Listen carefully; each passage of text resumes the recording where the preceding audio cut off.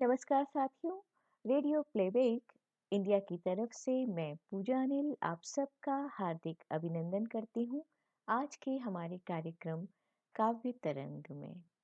नमस्कार, यह radio playback India. गीत, कविता, कहानी या किस्सा, हर जज्बा इंडिया के दिल का। Radio playback India, radio playback India, radio playback India. सुनते रहिए दोस्तों, रेडियो प्लेबैक इंडिया। हर शब शबे बारात है, हर रोज रोज़े ईद। हर शब शबे बारात है, हर रोज रोज़े ईद। सोता हूँ हाथ गर्दने मीना में डाल के। तो मिर्जा गालिब के समकालीन हैदर अली आतिश ने 18वीं और 19वीं सदी में इन पंक्तियों में न सिर्फ शब बारात या ईद के माहौल का जिक्र किया है, बल्कि पूरे बरस फैले सारे उत्सवों का रंग इनमें घोल दिया है। हमारे देश हमारी संस्कृति में खुशियां मनाने और बांटने के कारण नहीं ढूंढने पड़ते। हमारे लिए हर मौसम, हर महीना अपने अनूठे तौर और तेवर के साथ हंसी और अपनापन लुटाने आ ही जाता है। अभी शबे बारात का मीठापन और पाक लहजा उतरा ही नहीं होता कि होली के रंग आसमान से जमीन तक फैलने लगते हैं। फिजा जब तक इन गुलालों में सराबोर होकर लालिमा समेटती है, तब तक ईस्टर पर प्रभु यीशु का प्रादुर्भाव हो जाता है। हमारे देश में अनेकता में एकता की इससे बढ़िया मिसाल क्या ही कुछ मिलेगी। और दोस्तों, इस मिसाल पर चार चांद तब लग जाते हैं जब होली की बहारों की बातें नज़ीर अकबराबादी यूं कुछ कर रहे हों। जब फागुन के रंग चमकते हों तब देख बहारें होली की, परियों के रंग दमकते हों तब देख बहारें होली की, खूम शीशाई जाम छलकते हों तब देख बहारें होली की, महबूब नशे में छकते हों तब देख बहारें होली की। हो नाच रंगीली परियों का, बैठे हों गुलरू रंग भरे। कुछ भीगी ताने होली की, कुछ नाजो अदा के ढंग भरे। दिल फूले देख बहारों को, और कानों में आहंग भरे। कुछ तबले खड़के रंग भरे, कुछ ऐश के दम मुँह चंग भरे। कुछ घुंघरू ताल छनकते हों तब देख बहारें होली की। गुलजार खिले हों परियों के, और मजलिस की तैयारी हो।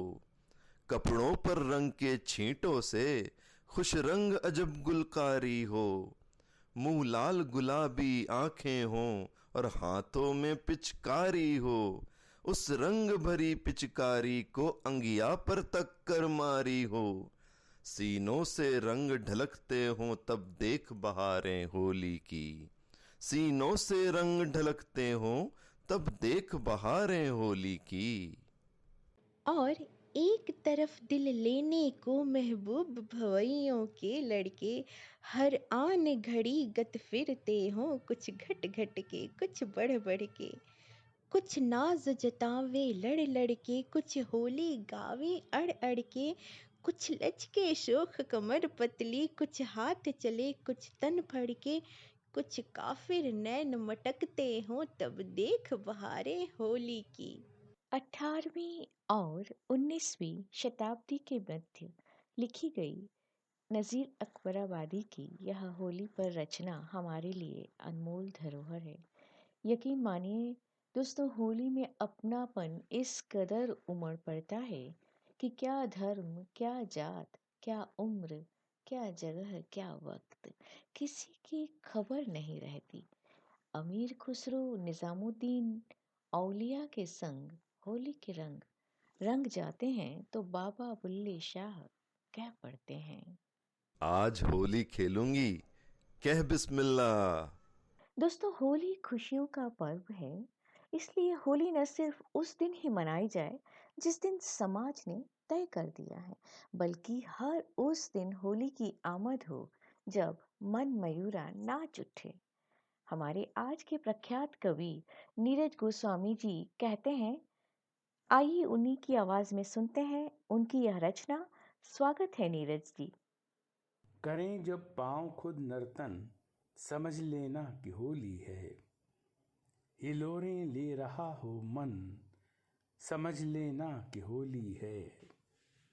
किसी की याद से बजने लगें जब आपके दिल में, किसी की याद से बजने लगें जब आपके दिल में, कभी घुंघरू कभी कंगन, समझ लेना कि होली है। कभी घुंघरू कभी कंगन, समझ लेना कि होली है।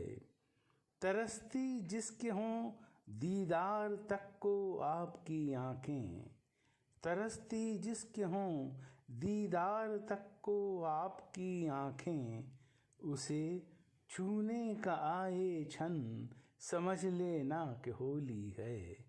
उसे छूने का आए क्षण, समझ लेना कि होली है। कभी खोलो अचानक आप अपने घर का दरवाज़ा, कभी खोलो अचानक आप अपने घर का दरवाज़ा, खड़े देहरी पे हों साजन, समझ लेना कि होली है।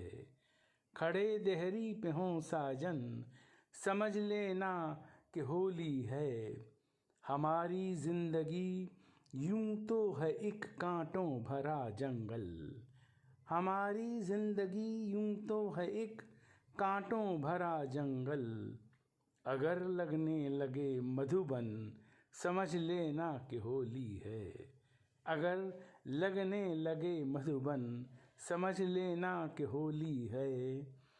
और अगर महसूस हो तुमको कभी जब सांस लो नीरज, अगर महसूस हो तुमको कभी जब सांस लो नीरज, हवाओं में घुला चंदन, समझ लेना कि होली है।